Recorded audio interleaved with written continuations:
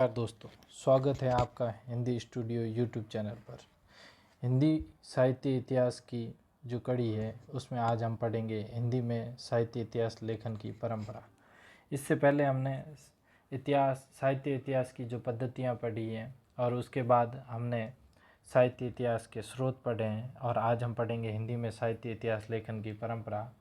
तो साहित्य का जो इतिहास लिखना, विधिवत रूप से लिखना जो प्रारंभ हुआ वो गारसा द तासी ने किया। और गारसा द तासी एक फ्रेंच विद्वान थे जिन्होंने फ्रेंच में लिखा था इस्तवार द ला लिटरेट्यूर एंदुइए एंदुस्तानी। इस्तवार का मतलब हिस्ट्री और लिटरेट्यूर लिटरेचर, एंदुई का मतलब हिंदी से और एंदुस्तानी मतलब उर्दू से था। एंदुई शब्द तत्सम शब्द प्रधान भाषा को कहा गया और एंदुस्तानी शब्द अरबी फारसी शब्दों की प्रधानता वाली उर्दू भाषा के लिए प्रयोग किया गया। इसमें 738 के आसपास रचनाकारों का उल्लेख मिलता है। तो हम देख सकते हैं कि इसका जो प्रकाशन वर्ष हुआ वो प्रथम संस्करण तो हुआ 1839 ईस्वी में और द्वितीय भाग हुआ। प्रथम संस्करण का प्रथम भाग 1839 ईस्वी में और द्वितीय भाग 1847 ईस्वी में, जबकि द्वितीय संस्करण के 3 भाग हुए जिसमें से प्रथम 2 भागों का 1870 ईस्वी में और तृतीय भाग का 1871 ईस्वी में प्रकाशन करवाया गया। अब हम देख सकते हैं एंदुई के लिए, तो एंदुई शब्द जो है वो प्रयुक्त किया गया तत्सम शब्द प्रधान वाली भाषा के लिए जो कि हिंदी, अर्थात हिंदुओं द्वारा जो भाषा उस समय बोली जाती थी वह हिंदी के लिए उन्होंने शब्द का प्रयोग किया, वो किया एंदुई। और हिंदुस्तानी या फिर एंदुस्तानी शब्द किसके लिए प्रयुक्त हुआ? मुसलमानों द्वारा बोली जाने वाली हिंदी अर्थात उर्दू मिश्रित अरबी व फारसी शब्दों की प्रधानता वाली जो भाषा है उसके लिए एंदुस्तानी का प्रयोग किया गया। एंदुस्तानी का प्रयोग किया गया। और ये ग्रंथ किस भाषा में लिखा गया? तो ये ग्रंथ फ्रेंच भाषा में लिखा गया। गारसा द तासी फ्रेंच विद्वान थे और ये फ्रेंच भाषा में लिखा गया ग्रंथ है। इसकी जो प्रकाशक इसका जो है वो है the oriental translation committee Ireland है। हिंदी साहित्य के इतिहास का ये प्रथम ग्रंथ माना जाता है। जो हिंदी के साहित्य इतिहास लेखन की जो शुरुआत हुई उसकी जो शुरुआत है वो गारसा द तासी ने की। उन्होंने फ्रेंच में ये ग्रंथ लिखा जिसका नाम था इस्तवार द लिटरेट्यूर एंदुई एंदुस्तानी, ठीक है। और ये वर्णानुक्रम पद्धति में लिखा गया।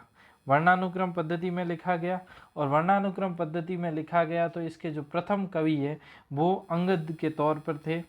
प्रथम कवि अंगद थे और जो अंतिम कवि है इस ग्रंथ में वह है हेमंत पंत। हेमंत पंत प्रथम कवि के रूप में अंगद को लिया गया है और अंतिम कवि के रूप में हेमंत पंत को लिया गया है।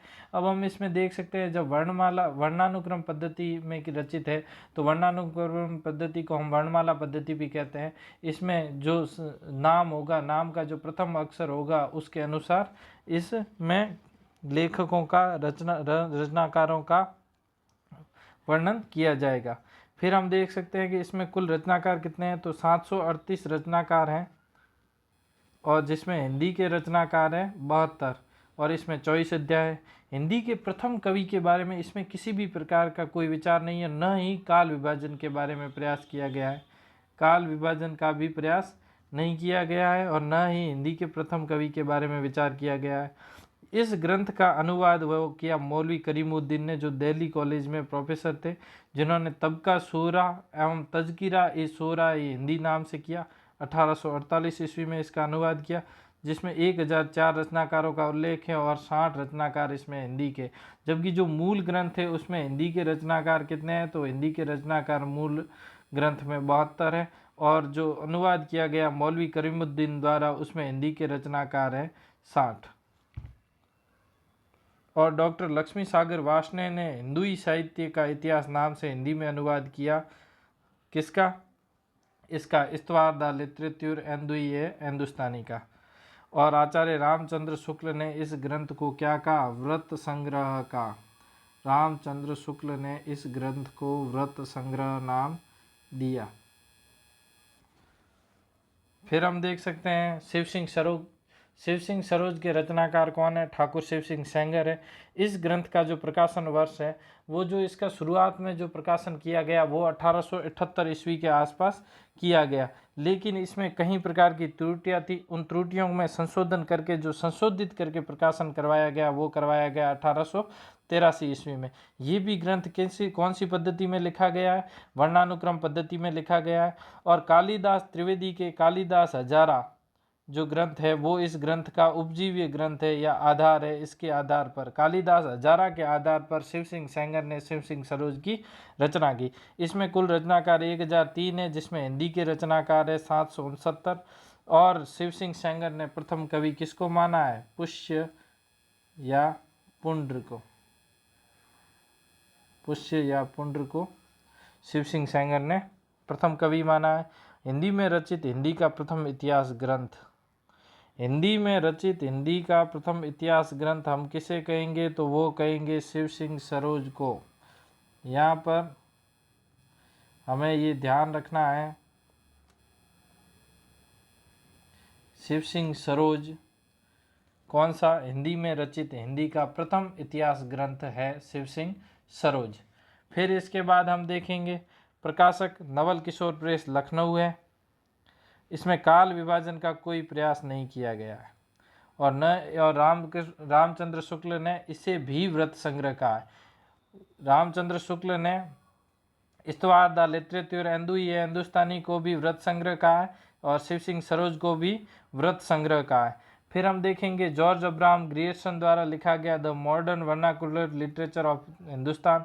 इसका पहले नाम the modern vernacular literature of northern Hindustan था, फिर नॉर्दर्न को हटा दिया गया तो ऑफ हिंदुस्तान रह गया। इसका जो प्रकाशन है वो the Royal Asiatic Society of Bengal के पत्रिका के विशेषांक के रूप में 1888 ईस्वी में किया गया, लेकिन इसको पुस्तक का रूप 1890 ईस्वी में दिया गया। ये अंग्रेजी भाषा में रचित है। आप देखेंगे गारशद तासी ने फ्रेंच भाषा में लिखा। फिर हिंदी में रचित हिंदी के साहित्य का इतिहास ग्रंथ जो प्रथम इतिहास ग्रंथ है वो शिव सिंह सरोज है। फिर अंग्रेजी भाषा में जॉर्ज अब्राहम ग्रियर्सन ने लिखा the modern vernacular literature of Hindustan. इसमें कुल 952 रचनाकारों को स्थान दिया है और ये सभी के सभी कैसे हैं? हिंदी के रचनाकार हैं। 952 रचनाकारों को स्थान दिया और सभी के सभी कैसे हैं? हिंदी के रचनाकार हैं। तो इससे हम समझ सकते हैं कि ये पहला ऐसा ग्रंथ है जिसमें सभी के सभी रचनाकार हैं वह हिंदी के हैं। प्रथम बार केवल हिंदी के रचनाकारों को स्थान दिया गया वह ग्रंथ कौन सा है? तो वह है the modern vernacular literature of Hindustan. इसमें कालानुक्रमी पद्धति का प्रयोग हुआ है, जबकि इससे ऊपर के दोनों में वर्णानुक्रमी पद्धति का प्रयोग हुआ है। इसमें कुल 12 अध्याय हैं। हिंदी साहित्य के कार्यक्रम को, हिंदी साहित्य के विकास को इसमें 11 भागों में बांटा है। हिंदी साहित्य के विकास को इसमें कितने भागों में बांटा है? 11 भागों में बांटा है। और उसमें अपन देख सकते हैं कि चारण काल, 15वीं सदी का धार्मिक पुनर्जागरण, जायसी की प्रेम कविता, ब्रज का कृष्ण भक्ति संप्रदाय, मुगल दरबार, तुलसीदास, रीति काव्य, तुलसी के अन्य प्रवृत्ति, 18वीं शताब्दी, कंपनी के शासन में हिंदुस्तान, विक्टोरिया के शासन में हिंदुस्तान। इस प्रकार ग्रियर्सन ने हिंदी साहित्य को 11 युगों में 11 भागों में बांटा है और इसका खंडन किया है रामचंद्र शुक्ल ने। रामचंद्र शुक्ल ने कहा कि ये सिर्फ अध्याय मात्र है, ये हिंदी के युग नहीं है। भक्ति काल के उदय का कारण ईसाइयत को माना है किसने? जॉर्ज अब्राहम ग्रियर्सन खुद को क्या थे? ईसाई थे, इसलिए उन्होंने भक्ति काल के उदय का कारण भी क्या माना है? ईसाइयत को माना। और हिंदी को वो क्या मानते थे? अंग्रेजों द्वारा आविष्कृत भाषा मानते थे। वे कहते थे कि हिंदी कहाँ से आई है? अंग्रेजों द्वारा लाई गई है। इन्होंने भक्ति काल को हिंदी साहित्य का स्वर्ण काल कहा। अब यहाँ पर अपन को ध्यान रखना है कि स्वर्ण काल तो इन्होंने कहा था, जबकि स्वर्ण युग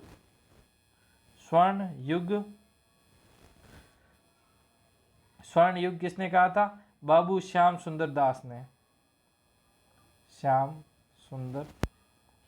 दास ने।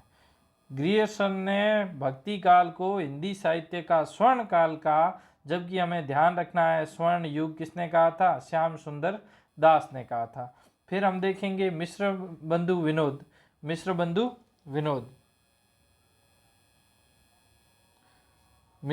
विनोद। अब मिश्र बंधु विनोद लिखा किसने? मिश्र बंधुओं ने। और मिश्र बंधुओं ने लिखा है, तो मिश्र बंधु कौन कौन थे? ये 3 भाई थे। और 3 भाई, एक भाई का नाम श्याम बिहारी मिश्र, दूसरे का सुखदेव बिहारी मिश्र और तीसरे का गणेश बिहारी मिश्र। और इन्होंने एक ग्रंथ लिखा जिसका नाम था मिश्र बंधु विनोद। आपने इससे पीछे की क्लास में नागरी प्रचारिणी सभा काशी के बारे में पढ़ा होगा, जिसकी स्थापना श्याम सुंदर दास, राम नारायण मिश्र और ठाकुर शिव कुमार सिंह ने की थी और 16 जुलाई 1893 ईस्वी में की थी। उसने हिंदी के हस्तलिखित ग्रंथों की खोज की एक समिति बनाई थी, एक अभियान चलाया था और उस अभियान की तर्ज पर ही मिश्र बंधु विनोद लिखा गया। इसके 3 भाग प्रकाशित हुए, तीनों भाग प्रकाशित हुए 1913 ईस्वी में और इसका जो चतुर्थ भाग है वो प्रकाशित हुआ 1934 ईस्वी में। ये कालानुक्रमी पद्धति में रचित ग्रंथ है। इसमें लगभग 4591 रचनाकारों का उल्लेख है। और मिश्र बंधुओं ने आदिकाल को क्या कहा है? आदिकाल को इन्होंने कहा है आरंभिक काल। जिस प्रकार रामचंद्र शुक्ल ने आदिकाल को वीरगाथा काल भी कहा है और आदिकाल भी कहा है, उसी प्रकार मिश्र बंधुओं ने आदिकाल को आरंभिक काल कहा है। हिंदी साहित्य के इतिहास को उप विभाजन सहित 8 भागों में और कुल 5 भागों में इन्होंने बांटा है। मिश्र बंधुओं ने उप विभाजन से सहित हिंदी साहित्य के विकास क्रम को 8 भागों में और वैसे कुल 5 भागों में बांटा है, जिसमें इन्होंने 5 भाग बताए हैं: आरंभिक काल, माध्यमिक काल, अलंकृत काल, परिवर्तन काल और वर्तमान काल। इतिहास ग्रंथ इतिहास ग्रंथ नागरी प्रचारण सभा काशी द्वारा 1900 से 1921 ईस्वी तक चलाए गए हस्तलिखित ग्रंथों की खोज के अभियान के आधार पर लिखा गया है। मतलब इसका उपजीव्य ग्रंथ कहें या फिर जिसके आधार पर लिखा गया है वह है नागरी प्रचारिणी सभा काशी द्वारा 1900 से 1921 ईस्वी तक एक अभियान चलाया गया था। वह अभियान चलाया गया था हस्तलिखित ग्रंथों की खोज के अभियान के लिए। फिर कवियों के जीवन चरित्र के साथ साथ इन्होंने साहित्य के विविध अंगों पर भी प्रकाश डाला है। और सबसे महन बात या सबसे मुख्य बात देखें तो वह है काव्य कला के आधार पर रचनाकारों को 3 श्रेणियां कौन सी? उत्तम, मध्यम एवं सामान्य में विभाजित किया। और ऐसा इतिवृत्तात्मक या फिर तुलनात्मक विवरण करने वाले प्रथम इतिहासकार रहे हैं। वो कौन रहे हैं? मिश्र बंधु तुलनात्मक विवरण करने वाले प्रथम इतिहासकार हैं या फिर प्रथम साहित्य इतिहासकार हैं। रामचंद्र शुक्ल के इतिहास ग्रंथ का ये आधार ग्रंथ है। मिश्र बंधु विनोद रामचंद्र शुक्ल ने लिखा कौन सा ग्रंथ? हिंदी साहित्य का इतिहास और उसका आधार ग्रंथ है। आचार्य रामचंद्र शुक्ल ने मिश्र बंधु विनोद को क्या कहा? बड़ा भारी व्रत संग्रह। आचार्य रामचंद्र शुक्ल ने मिश्र बंधु विनोद को बड़ा भारी व्रत संग्रह कहा, जबकि मिश्र बंधुओं को क्या कहा है? परिश्रमी संकलन कृता। फिर हम देखेंगे हिंदी साहित्य का इतिहास, ये सबसे मुख्य है। हिंदी साहित्य का इतिहास किसने लिखा? आचार्य रामचंद्र शुक्ल ने लिखा। इसका प्रकाशन वर्ष 1929 ईस्वी है। नागरी प्रचारण सभा काशी द्वारा प्रकाशित है और ये विधेयवादी पद्धति की क्या खासियत है? दोहरा नामकरण। इसलिए आचार्य रामचंद्र शुक्ल ने भी दोहरा नामकरण की प्रवृत्ति अपनाई है। इसमें 997 रचनाकारों का उल्लेख है। ये इतिहास ग्रंथ हिंदी शब्द सागर जो कि श्याम सुंदर दास की मस्तिष्क की देन थी, ठीक है, उसकी भूमिका के रूप में इन्होंने भूमिका लिखी और भूमिका का नाम था हिंदी साहित्य का विकास। 1928 ईस्वी में लिखा गया था ये। फिर ये भूमिका इतनी लंबी हो गई कि इसको एक पुस्तक के रूप में प्रकाशित करवाया 1929 ईस्वी में और इसका नाम रखा गया हिंदी साहित्य का इतिहास। जब इसका भूमिका के रूप में नाम था तब तो इसका नाम था हिंदी साहित्य का विकास, और जब इसको पुस्तक के रूप में समाहित करवाया गया, पुस्तकाकार करवाया गया, तो इसका नाम रखा गया हिंदी साहित्य का इतिहास।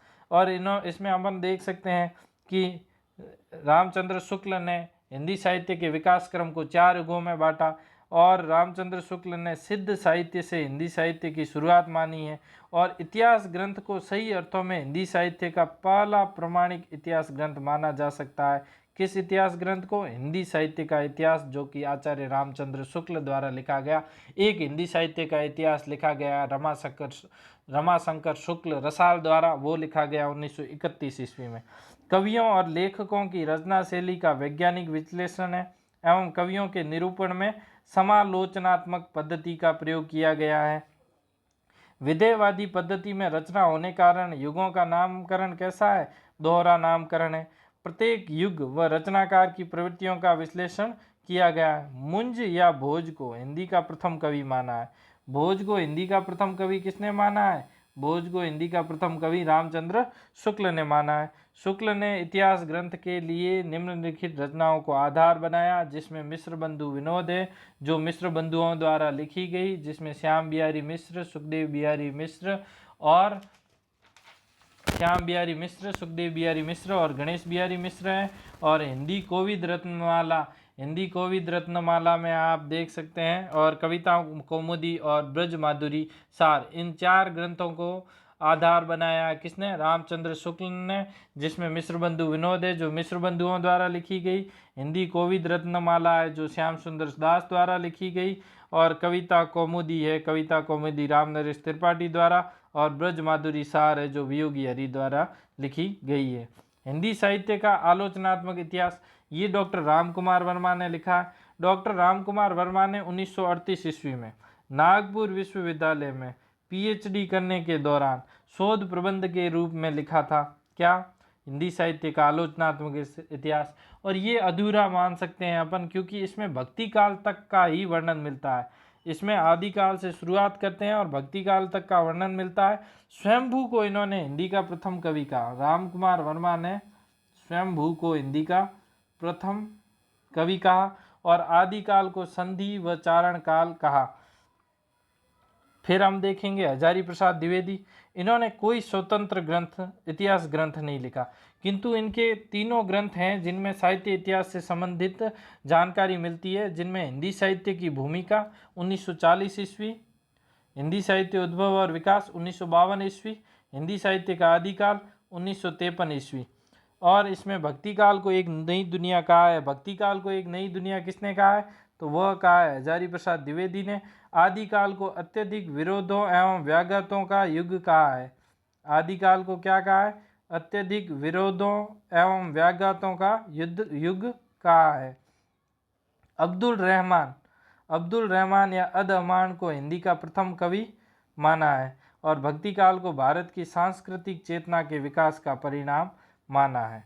हिंदी साहित्य का वैज्ञानिक इतिहास, ये अपने लिखा है डॉक्टर गणपति चंद्र गुप्त ने, और ये 1965 ईस्वी में लिखा गया ग्रंथ है। और इन्होंने साहित्य इतिहास में 3 कालों में विभक्त किया। पहला प्रारंभिक काल, दूसरा मध्य काल और तीसरा आधुनिक काल, वैज्ञानिक पद्धति में रचित। जबकि हजारी प्रसाद द्विवेदी ने समाजशास्त्रीय पद्धति का प्रयोग किया है। इन्होंने वैज्ञानिक पद्धति में अपने ग्रंथ हिंदी साहित्य का वैज्ञानिक इतिहास की रचना की है। आदिकाल को इन्होंने प्रारंभिक या शून्य काल कहा है और शालिभद्र सूरी को इन्होंने हिंदी का प्रथम कवि माना है। भक्तिकालीन साहित्य को 3 श्रेणियों में, लोकाश्रय में रचित, राज्याश्रय में रचित और धर्माश्रय में रचित विभक्त किया है। लोकाश्रय में रचित, राज्याश्रय में रचित और धर्माश्रय में रचित में विभक्त किया है। डॉक्टर नगेंद्र ने हिंदी साहित्य का वृहद इतिहास लिखा, जिसके कितने भाग किए? कुल 10 भाग। लिखा नहीं, इन्होंने संपादन करवाया। हिंदी साहित्य का वृहद इतिहास, संपादक डॉक्टर नगेंद्र, और प्रकाशन वर्ष इसका 1973 ईस्वी है। उसी प्रकार हिंदी साहित्य का इतिहास, जो कि हिंदी साहित्य का इतिहास रामचंद्र शुक्ल द्वारा भी लिखा गया है, रमाशंकर शुक्ल रसाल द्वारा भी लिखा गया है। और हिंदी साहित्य का इतिहास, इसका भी संपादक कौन है? डॉक्टर नगेंद्र है। और इसमें हरदयाल के साथ इन्होंने मिलकर संपादन करवाया किसका? हिंदी साहित्य का इतिहास का। अब हम प्रमुख ग्रंथ एवं ग्रंथकार देखेंगे। इसमें हमें कुछ ज़्यादा करना नहीं है, देखना सिर्फ सन देखने हैं और ग्रंथकार देखना है। तो देखते हैं। इस्तवार द लालित्य एंदुई हिंदुस्तानी 1839, गारसाद तासी, तजकिरा शोरा हिंदी तबका शुरा 1848, मौलवी करीमुद्दीन, ये इसी का ही उर्दू अनुवाद है। भाषा काव्य संग्रह महेश दत्त शुक्ल का है। शिव सिंह सरोज शिव सिंह सेंगर का है, 1883 ईस्वी। Modern vernacular literature of northern Hindustan, ये 1888 में प्रकाशित किया था। फिर इसको 1889 में पुस्तक रूप में प्रकाशित करवाया गया। 1889 में पुस्तक रूप में प्रकाशित करवाया गया। इसके ग्रंथकार जॉर्ज ग्रियर्सन है। हिंदी कोविद रत्नमाला 1909-1914 में, और श्याम सुंदर दास इसके रचनाकार हैं। मिश्र बंधु विनोद 1913 में मिश्र बंधुओं द्वारा लिखा गया, जिसमें गणेश बिहारी मिश्र, श्याम बिहारी मिश्र और सुखदेव बिहारी मिश्र तीनों भाई हैं। स्केच ऑफ हिंदी लिटरेचर अंग्रेजी में एडविन ग्रीव्स द्वारा, और हिस्ट्री ऑफ हिंदी लिटरेचर अंग्रेजी में है ये भी ग्रंथ FEK द्वारा। इसके बाद हम देखेंगे ब्रज माधुरी सार 1923 ईस्वी में वियोगी हरि द्वारा। हिंदी साहित्य विमर्श पद्मलाल पुन्नालाल बख्शी द्वारा। हिंदी भाषा का विकास श्याम सुंदर दास द्वारा। कविता कौमुदी राम नरेश त्रिपाठी द्वारा। हिंदी साहित्य का इतिहास रामचंद्र शुक्ल द्वारा। हिंदी भाषा एवं साहित्य 1930 श्याम सुंदर दास द्वारा। हिंदी साहित्य का विवेचनात्मक इतिहास सूर्यकांत शास्त्री द्वारा। हिंदी साहित्य का इतिहास 1931 रमाशंकर शुक्ल रसाल द्वारा। हिंदी भाषा और साहित्य का विकास अयोध्या सिंह उपाध्याय हरिओद द्वारा। हिंदी साहित्य, ये संपादक हैं इनके डॉक्टर धीरेन्द्र वर्मा। आधुनिक हिंदी साहित्य का इतिहास कृष्ण शंकर शुक्ल द्वारा। फिर हिंदी साहित्य का आलोचनात्मक इतिहास डॉक्टर राम कुमार वर्मा द्वारा। Modern Hindi literature doctor Indranath Madan द्वारा। हिंदी साहित्य की भूमिका 1940 हजारी प्रसाद द्विवेदी द्वारा। खड़ी बोली हिंदी साहित्य का इतिहास ब्रजरतन दास द्वारा। आधुनिक हिंदी साहित्य 1941 लक्ष्मी सागर वार्ष्णेय द्वारा। हिंदी काव्य धारा राहुल सांकृत्यायन द्वारा। हिंदी वीर काव्य डॉक्टर टीकम सिंह तोमर द्वारा। हिंदी साहित्य 20वीं शताब्दी नंद दुलारे वाजपेयी द्वारा। रीति काव्य की भूमिका डॉक्टर नगेंद्र द्वारा। आधुनिक हिंदी साहित्य नंद दुलारे वाजपेयी द्वारा। उत्तरी भारत की संत परंपरा 1951 परशुराम चतुर्वेदी द्वारा। हिंदी साहित्य का आदिकाल 1952 हजारी प्रसाद द्विवेदी द्वारा। और इससे आगे है हिंदी साहित्य उद्भव और विकास, ये भी हजारी प्रसाद द्विवेदी द्वारा। और हिंदी साहित्य का जो आदिकाल है, ये इसका सन है 1953। 1953 कुछ पुस्तकों में 1952 भी दे रखा है, लेकिन इसका जो सही है समय वो 1953 है। हिंदी साहित्य उद्भव और विकास 1952 हजारी प्रसाद द्विवेदी द्वारा। हिंदी साहित्य का अतीत विश्वनाथ प्रसाद मिश्र द्वारा। हिंदी साहित्य का इतिहास दर्शन नलिन विलोचन शर्मा द्वारा। हिंदी साहित्य का वृहद इतिहास 16 भाग करवाए गए हैं, जिसकी योजना 18 भाग में बनी थी, लेकिन ये 16 भाग में ही पूर्ण हो गया था। ये नागरी प्रचारिणी सभा काशी द्वारा 1961 ईस्वी। हिंदी साहित्य का वैज्ञानिक इतिहास 1965 गणपति चंद्र गुप्त द्वारा। हिंदी साहित्य का इतिहास ये भी संपादन करवाया गया 1973 में डॉक्टर नगेंद्र व डॉक्टर हरदयाल द्वारा। आधुनिक हिंदी का आदिकाल ये नारायण चतुर्वेदी द्वारा। साहित्य एवं इतिहास दृष्टि मैनेजर पांडे। हिंदी साहित्य का सरल इतिहास विश्वनाथ त्रिपाठी। हिंदी साहित्य और संवेदना का विकास रामस्वरूप चतुर्वेदी। और हिंदी साहित्य का दूसरा इतिहास ये बच्चन सिंह द्वारा। हिंदी साहित्य का आधा इतिहास सुमन राजे द्वारा। हिंदी साहित्य का मौखिक इतिहास संपादक इसके नीलाभ है। हिंदी साहित्य का ओजल नारी इतिहास निर्जा माधव द्वारा। राजस्थानी भाषा और साहित्य राजस्थान का पिंगल साहित्य और राजस्थानी साहित्य की रूपरेखा मोतीलाल मेनारिया द्वारा। वस्तुतः वे पहले व्यक्ति है जिन्होंने आचार्य शुक्ल की अनेक धारणाओं और स्थापनाओं को चुनौती देते हुए उन्हें सबल प्रमाणों के आधार पर खंडित किया। निश्चित ही आचार्य हजारी प्रसाद द्विवेदी के बारे में कहा गया, आचार्य द्विवेदी हिंदी के सबसे अधिक सशक्त इतिहासकार रहे हैं। ये कहा डॉक्टर गणपति चंद्र गुप्त ने। किसके बारे में? हजारी प्रसाद द्विवेदी के बारे में कहा गया। इससे आगे की क्लास हम कल के लिए देखेंगे।